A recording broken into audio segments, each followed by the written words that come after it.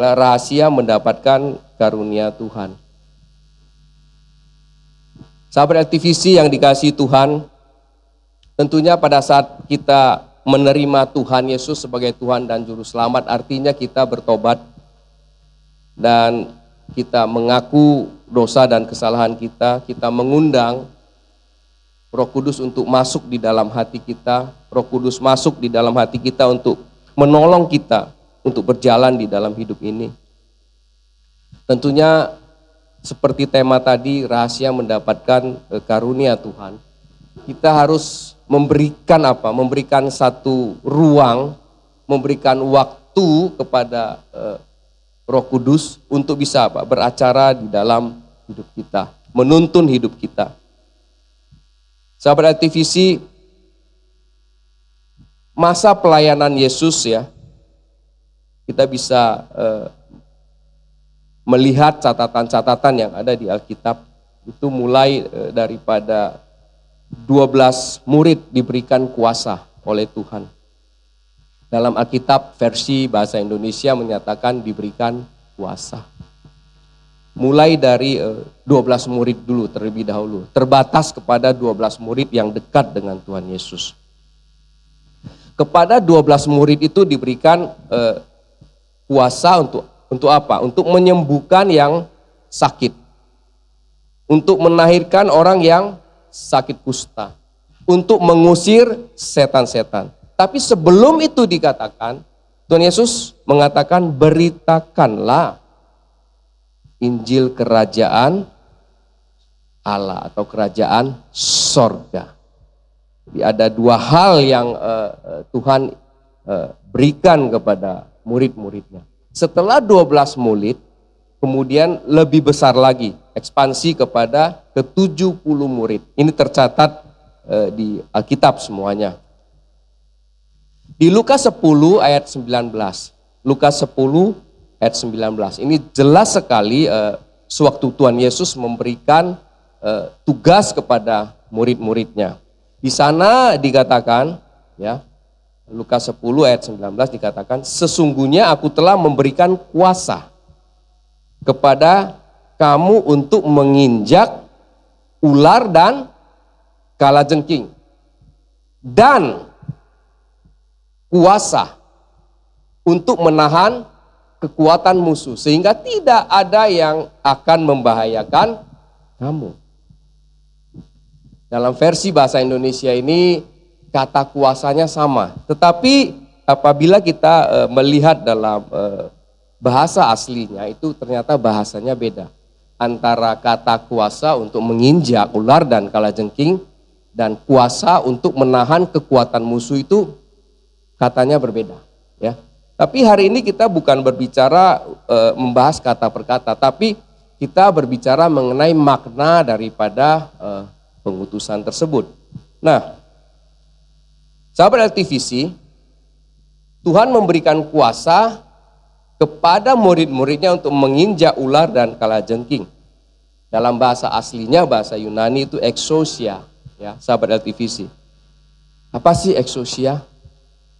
Exousia adalah kemampuan yang Tuhan berikan kepada murid-muridnya. Tapi itu pribadi lepas pribadi. Artinya setiap murid itu diberikan kemampuan, tapi berbeda-beda tingkatannya.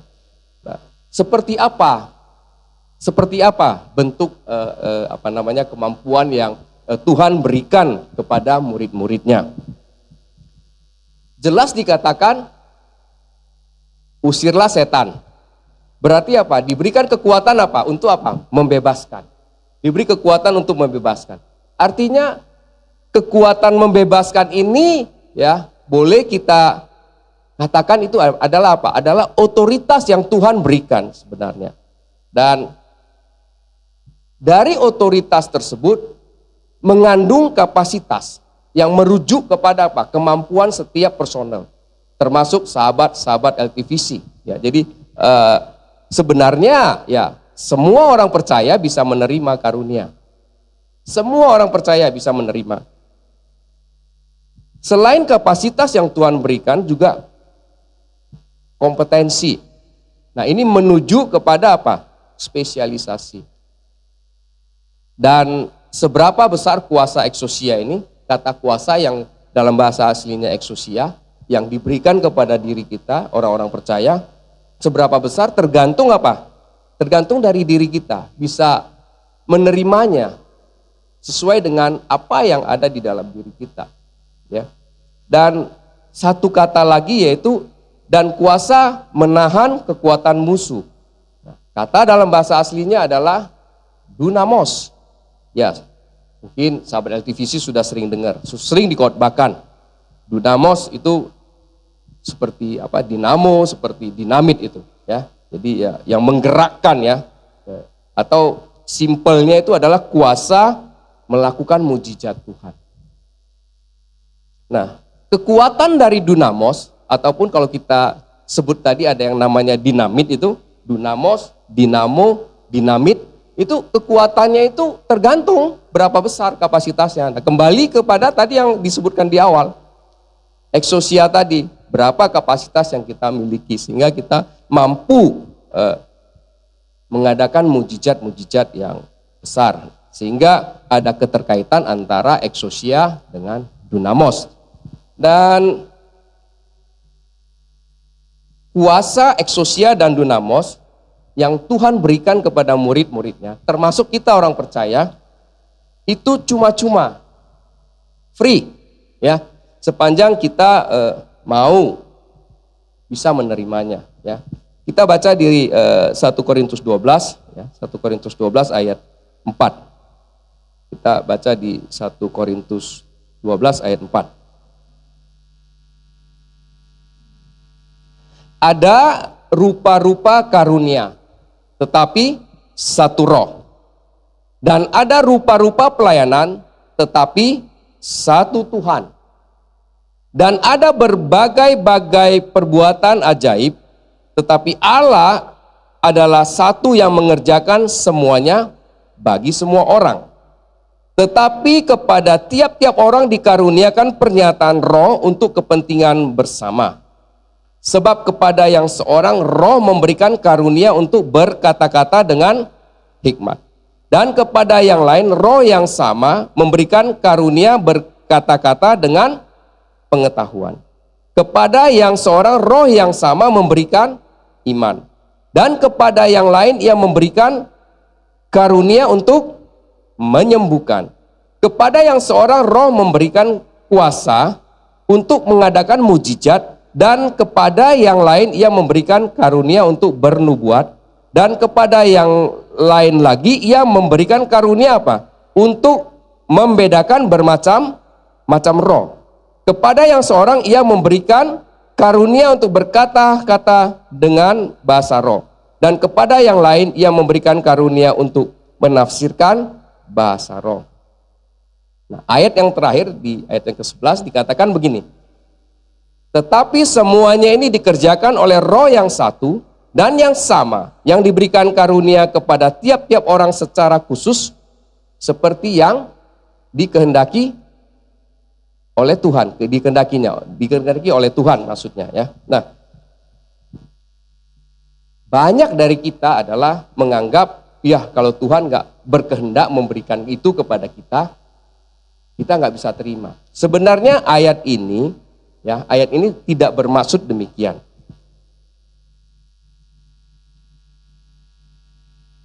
Tetapi semuanya ini dikerjakan oleh roh yang satu dan yang sama, yang memberikan karunia kepada tiap-tiap orang secara khusus seperti yang dikehendakinya.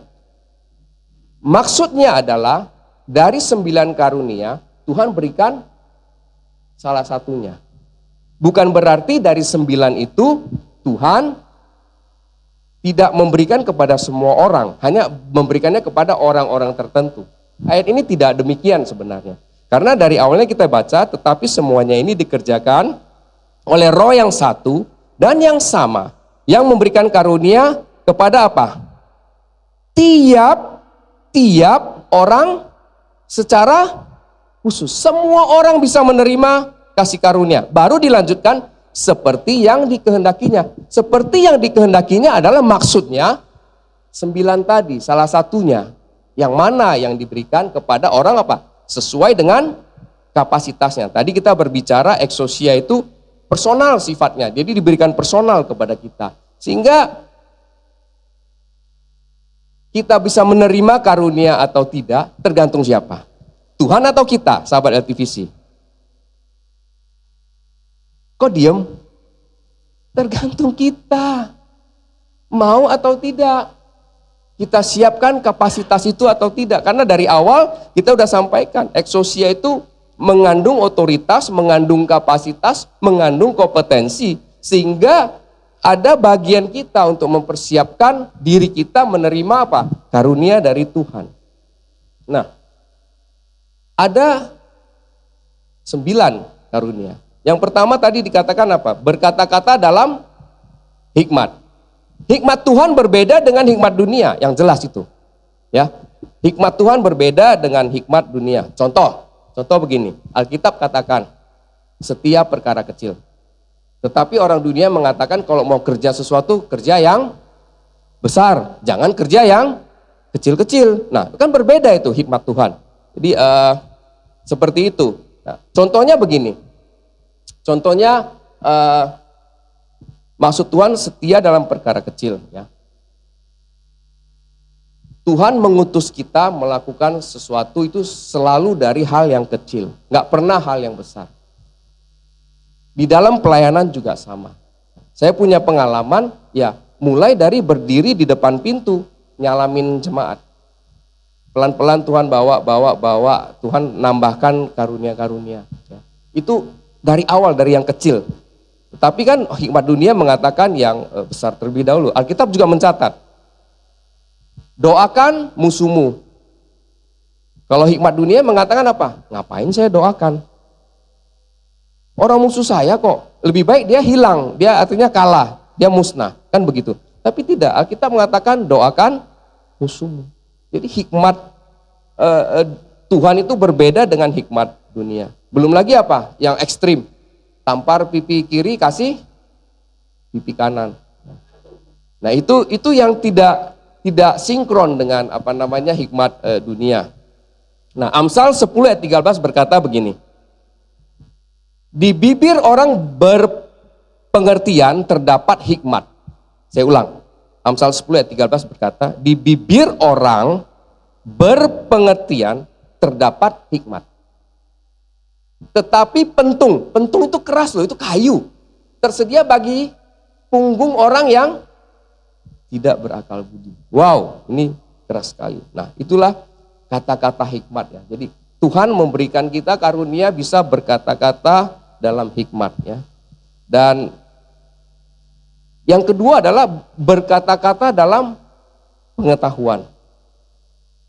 Pengetahuan dan hikmat itu sebenarnya seperti pasangan, tidak bisa dipisahkan itu. Saya bisa memberikan satu contoh mengenai antara hikmat dan pengetahuan ini tidak bisa dipisahkan. Teman saya sakit jantung, dia pergi ke dokter A, ya kan, ke dokter A, konsultasi, berbicara dengan dokter A. Setelah keluar, saya ketemu, saya ngobrol, gimana? Udah cek ke dokter belum? Waduh, kalau saya ke dokter A itu, saya nggak tahan. Kenapa? Saya pikir penyakit saya itu berat sekali dan solusinya sulit sekali. Kalau saya dengar penjelasan dari dokter B, dia bilang. Terus ya sudah kalau gitu cari dong second opinion. Dia cari dokter B. Nah, setelah itu saya tanya, nah dokter B saya cocok. Penjelasannya enak, mudah dimengerti, tidak menekan saya, merasa saya tertekan katanya. Saya nggak merasa tertekan dari penjelasan itu. Nah, artinya apa? Artinya orang berpengetahuan sekalipun di dunia medis ya, ini bicara dunia medis, kita tidak bicara pengetahuan yang dari Tuhan. Di dunia medis saja itu perlu hikmat, dokter aja perlu hikmat. Karena teman saya pernah konsultasi dengan 2 dokter, dia memilih salah satu dokter yang dia merasa nyaman, tidak merasa tertekan. Sehingga apa? Kata-kata ini sangat penting yang keluar dari mulut kita. Dokter itu sekolah loh, susah lagi, harus hafal semuanya. Apalagi dokter spesialis, sudah levelnya tinggi. Tadi saya bicara kompetensi itu sama dengan spesialis ya. Nah, itu pun perlu kata-kata hikmat di dalam mulut. Tetapi apa yang dimaksud oleh Alkitab, kata-kata berpengetahuan itu berbeda. dengan apa yang tadi saya sampaikan sebagai contoh, ya. Sewaktu Yesus ketemu Natanael, itu ada di Alkitab, bisa baca nantinya, ya. Yesus berkata kepada Natanael apa? Ini orangnya apa? Israel sejati. Kemudian apa lagi? Tidak ada apa? Kepalsuan di dalam dirinya. Nah, itulah artinya kata-kata pengetahuan. Tidak ada orang yang tahu apa yang ada di dalam dirinya Natanael. Tetapi Tuhan tahu. Inilah Israel sejati, tidak ada kepalsuan di dalam dirinya. Inilah kata-kata pengetahuan. Inilah karunia yang Tuhan berikan kepada orang-orang percaya. Ini luar biasa loh. Dan seperti apa lagi kata-kata pengetahuan yang Alkitab mencatat. Kita bisa baca juga pada saat Yesus ketemu perempuan Samaria. Yesus berkata begini, panggil suamimu. Perempuan Samaria berkata, aku tidak punya suami. Langsung Yesus bicara apa? Oh ya, benar yang kamu katakan. Artinya apa? Kamu sudah punya berapa? 5 suami, tapi yang sekarang itu bukan. Nah, itulah kata-kata pengetahuan yang dimaksud oleh Alkitab, yang dimaksud oleh Rasul Paulus yang menulis karunia-karunia itu. Kemudian Alkitab juga mencatat, masih ingat 2 orang, artinya suami istri yang suaminya bernama Ananias dan istrinya bernama Syafira. Dia menjual tanah, mempersembahkan kepada pelayanan. Tetapi apa yang terjadi? Jualnya misalnya 10, lapornya 7. Misalnya ya, misal 10, lapornya 7 di hadapan rasul-rasul zaman itu. Dan hikmat pengetahuan keluar, karunia pengetahuan keluar dari rasul-rasul apa? Dikatakan, loh, sebenarnya kamu kalaupun jual nggak memberikan kepada pelayanan Tuhan itu nggak apa-apa. Itu rasul yang ngomong. Kenapa kamu jual 10, kamu bilang 7, kamu kasih 7. Itu nggak baik. Lebih baik kamu mau kasih seberapa, ya nggak usah ngomong jualnya berapa. Iya dong, jual 10 kasih 7 ya udah diem. Tapi kenapa kamu bilang saya jual ini dapatnya 7, ini saya kasih semua, padahal enggak. Buat apa begitu? Nah, inilah karunia pengetahuan di dalam Alkitab maksudnya. Kemudian Ananias yang satu lagi diminta pergi bertemu Saulus untuk mendoakan supaya apa? Selaput matanya bisa, yang ketutup bisa lepas, bisa melihat. Nah, itu banyak sekali karunia di dalam Alkitab yang menjelaskan mengenai kata-kata dalam pengetahuan. Jadi itu benar-benar sesuatu yang kita dipakai untuk pelayanan. Kita belum tahu apa-apa, ya tiba-tiba Tuhan kasih tahu. Bisa juga kita ngobrol sama orang dalam faktanya, ada yang punya karunia ini. Ngobrol, orang itu ngobrolnya meyakinkan kita semua, tetapi Roh Kudus bisa bicara, dia lagi bohong tuh. Ini gak benar tuh orang ngomong. Itulah karunia berkata-kata dalam pengetahuan. Jadi Tuhan memberikan karunia-karunia itu. Kemudian karunia iman yang ketiga. Karunia iman ini sangat penting karena apa? Karena berhubungan dengan mujizat-mujizat yang dikerjakan dan berhubungan dengan alam. Contoh, pada saat Yosua berperang, itu zamannya Yosua berperang melawan 5 raja orang Amori. Yosua mengatakan apa? Matahari berhenti dan bulan juga harus berhenti. Jadi mataharinya berhenti di atas kota Gibeon itu, di tempat Gibeon, dan bulannya di Ayalon. Itu karunia iman yang bisa melakukan itu. Jadi yang berhubungan dengan mujizat-mujizat yang berkaitan dengan alam. Pada saat Yesus menghentikan badai juga itu adalah karunia iman yang Tuhan berikan. Ya. Kemudian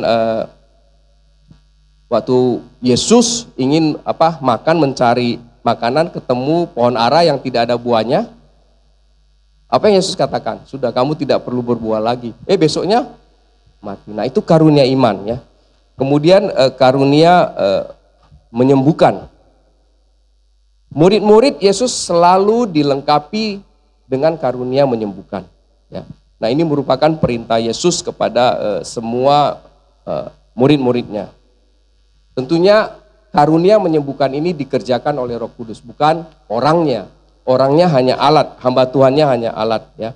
Sebenarnya kehendak Tuhan kita apa? Kita ini jadi orang sehat, bukan orang sakit ya, supaya disembuhkan. Ya. Alkitab bercatat kalau kita sungguh-sungguh melakukan firman Tuhan, melakukannya, kita akan dijauhkan daripada sakit penyakit. Ini janji Tuhan. Kemudian yang kelima adalah karunia mengadakan mujizat. Mujizat kelepasan, ya, menyembuhkan orang buta atau orang lumpuh, mengubah air menjadi anggur, itu semua tercatat di dalam Alkitab. Kemudian karunia menubuat. Yang keenam, karunia ini sangat disukai sebenarnya. Artinya apa? Banyak orang suka akan karunia ini. Supaya apa? Mendapat petunjuk di dalam hidup. Pewahyuan-pewahyuan yang diberikan Tuhan untuk disampaikan kepada umatnya. Inilah namanya nubuatan sebenarnya. Paulus menulis kejar karunia ini karena apa? Berguna untuk membangun, menasehati dan menghibur serta membangun jemaat. Rasul Paulus katakan ini di 1 Korintus 14 ayat 1. Dan nubuatan-nubuatan ini Rasul Paulus katakan itu berguna membangun jemaat, menasehati jemaat dan menghibur jemaat. Karunia ini penting. Jadi sebagai orang percaya kita perlu karunia.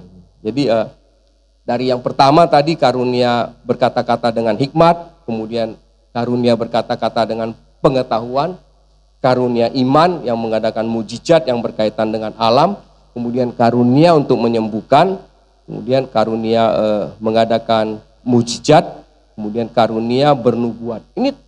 Ini luar biasa sekali yang Tuhan siapkan buat kita. Nah, tentunya sebagai orang percaya, sahabat LTVC,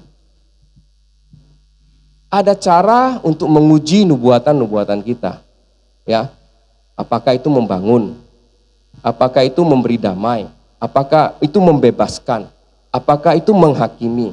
Apakah itu sesuai dengan firman Tuhan? Ya. Bagaimana orang yang memberikan nubuatan? Bagaimana kehidupannya?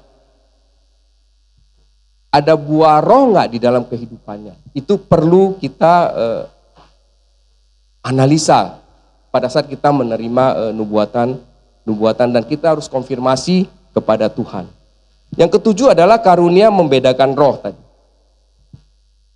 Karunia membedakan roh adalah karunia yang mengenali dan mampu membedakan. Karunia mengenali dan mampu membedakan. Hanya bisa apabila Roh Kudus bekerja. Ya. Hanya bisa apabila Roh Kudus bekerja. Alkitab mencatat pada saat Yesus dibaptis, surga terbuka dan Roh Kudus turun ke Yesus, itu yang bisa lihat cuma Yohanes Pembaptis, yang lain tidak lihat. Karena Yohanes Pembaptis yang melihat, kemudian dia berkata-kata. Saya memberi satu kesaksian karunia membedakan roh, di mana ada seorang hamba Tuhan, dia melayani jemaatnya untuk lepas dari simple keterikatan dalam hal merokok. Ya, jemaatnya kepengen, dia bilang dia mau lepas. Dilayanin sebentar kambuh, dilayanin sebentar kambuh. Suatu saat sudah 4 kali bolak-balik kambuh, dia pengen lagi, dia datang lagi kepada hamba Tuhannya. Sehingga hamba Tuhannya berkata, udah deh kita ngobrol aja di coffee shop supaya enak. Begitu ngobrol, Tuhan itu membuka pandangan dari hamba Tuhan ini. Dia lihat orang ini sebenarnya nggak merokok. Dia lihat, dibuka, membedakan roh. Orang ini sopan, baik, kalem, tidak merokok. Dia bingung kenapa merokok. Jadi hamba Tuhan ini bertanya-tanya, mulailah berbicara dengan orang tersebut. Padahal hanya hal yang kecil loh, hal yang kecil. Bertanya dari masa kecil. Ternyata dari masa kecil ini, anak ini pernah mengalami satu hal yang membuat dia suka memberontak. Hal kecil, suka memberontak. Dan singkat cerita, roh pemberontakan itu terus ada di dalam dia. Sehingga ya dia bisa merokok. Dan setelah hamba Tuhan ini tahu, setelah dia bisa analisa dan membedakan roh, ternyata ada roh ini yang membuat dia terikat. Roh pemberontakan. Simpel sekali, akhirnya dilepaskan. Dan puji Tuhan, selesai. Tidak kembali lagi dan benar-benar lepas dari keterikatan itu. Nah, inilah yang Tuhan berikan kepada kita semua orang percaya. Ya, karunia membedakan roh ini luar biasa sekali. Ya, dan di Alkitab juga mencatat pelayanan rasul-rasul juga Petrus pernah diikutin oleh tukang ramal, ya, yang minta kuasa dari dia. Akhirnya kan malah ditolak sama Rasul Petrus. Itu karunia membedakan roh. Kemudian ada karunia berkata-kata dalam bahasa roh dan menafsirkan bahasa roh. Saya tidak sebut, tapi karena tema kita adalah rahasia untuk bisa menerima karunia. Ini yang lebih penting sebenarnya buat kita semua. Rahasia untuk bisa menerima karunia roh. Paling tidak ada 3 rahasia yang kita bisa pakai untuk menerima karunia ini. Sehingga sahabat LTVC bisa mencatatnya untuk bisa menerima dan bisa dipakai di dalam pelayanan. Pelayanan bukan hanya di gereja sebenarnya. Di mana sahabat LTVC berada?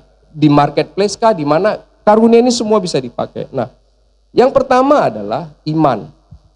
Karena Roma 10 ayat 17 berkata, iman timbul dari pendengaran dan pendengaran oleh firman Kristus.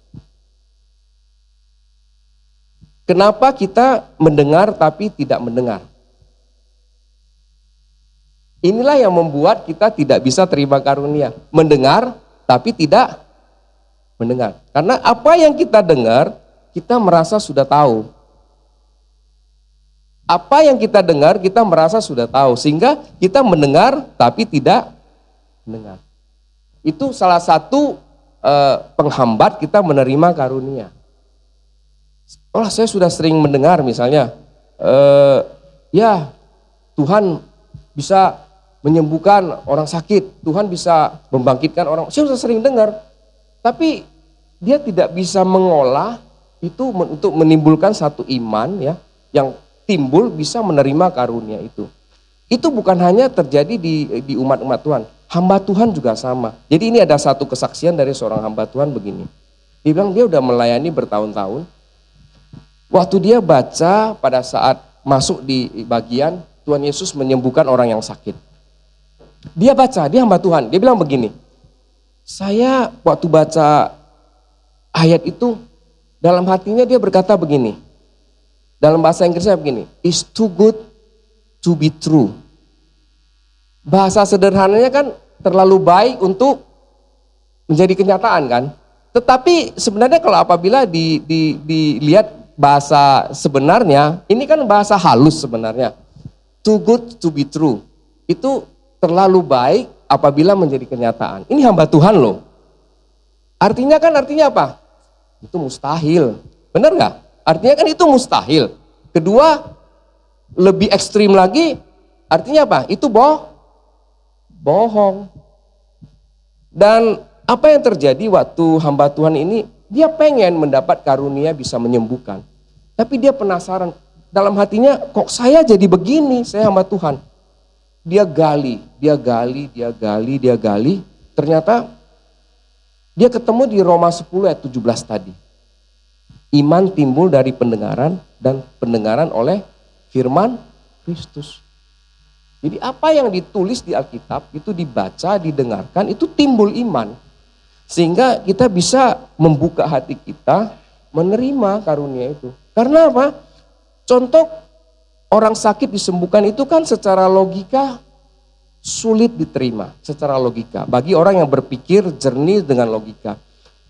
Dan kadang-kadang iman itu tidak sinkron dengan logika kita. Kalau pakai logika itu bukan iman. Kalau mujizat itu terjadi kan nggak pakai logika. Sakit sembuh mana ada logikanya. Tapi itu dimensi iman, dimensinya itu dari Tuhan. Ya.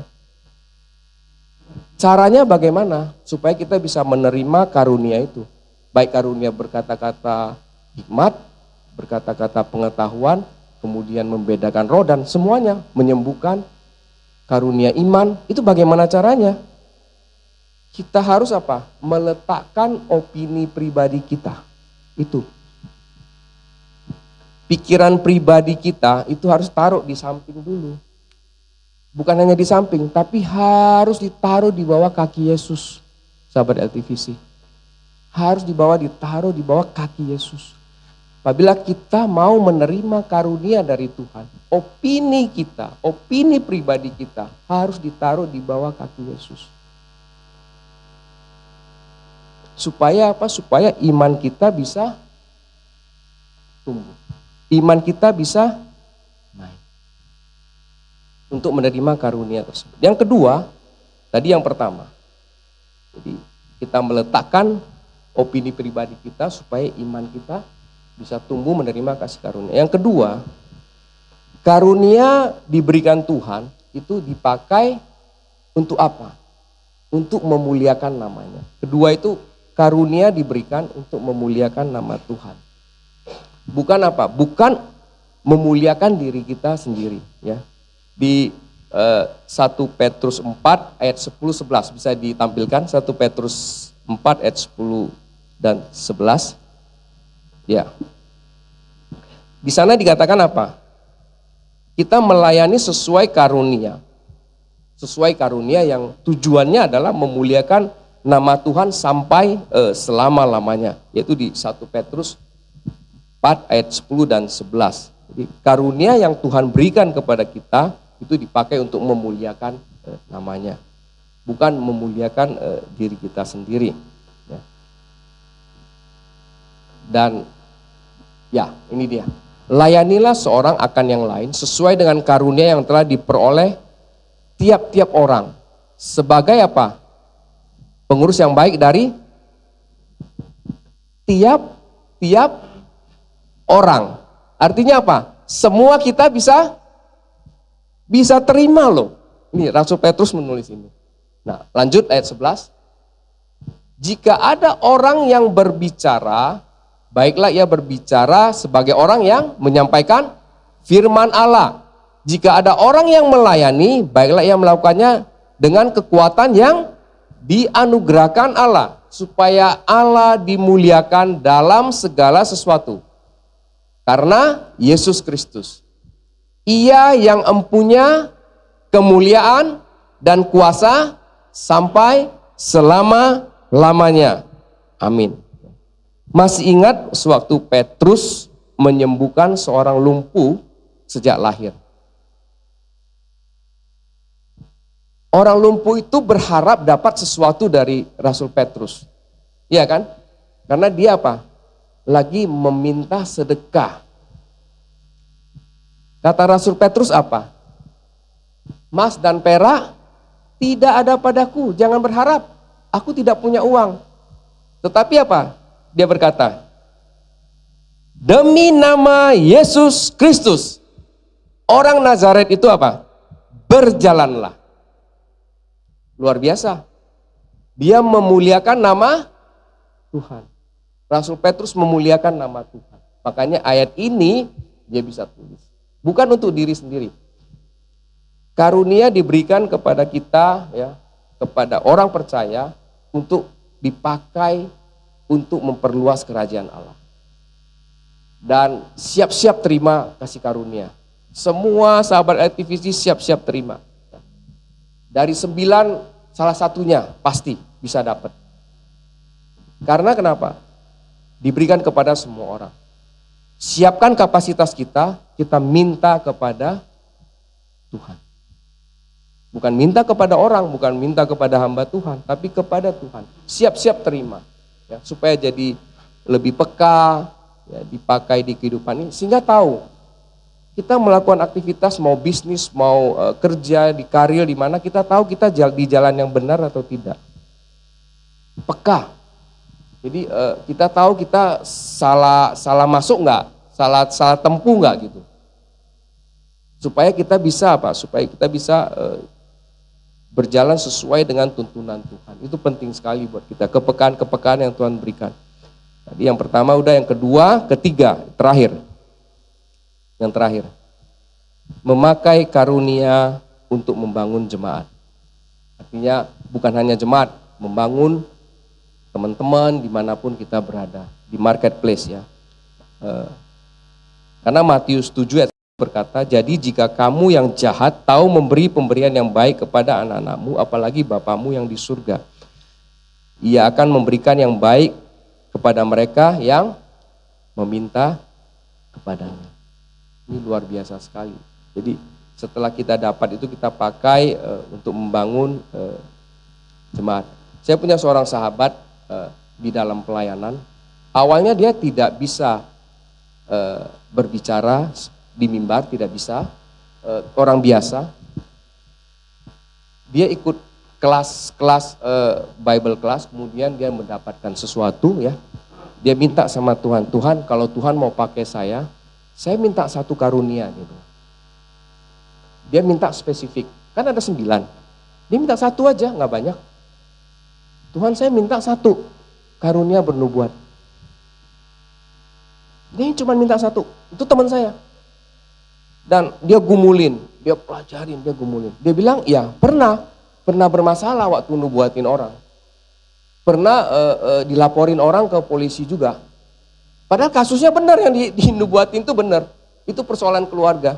Pernah. Jadi suatu saat dia mendoakan ibu-ibu ya. Waktu mendoakan itu tiba-tiba ada kata-kata yang mengatakan bapaknya. Terus wah, terjadi apa? Ya heboh lah ya di rumah. Akhirnya dia sempat dilaporin. Dan akhirnya terbukti benar. Kasusnya selesai.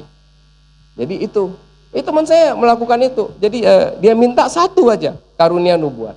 Ya. Diberikan Tuhan. Jadi sahabat LTVC, coba renungkan firman Tuhan hari ini. Ya, ada rahasia ya untuk menerima kasih karunia Tuhan. Ada 9. Silakan pilih yang mana.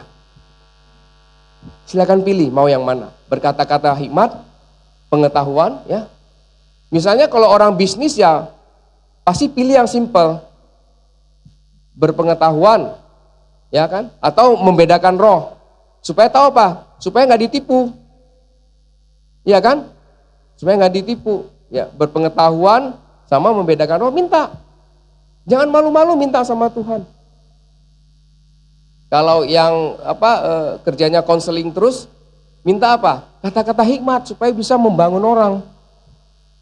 Yang suka ketemu orang marketing ya, kata-kata hikmat. Di mana dia pergi orang suka. Ya.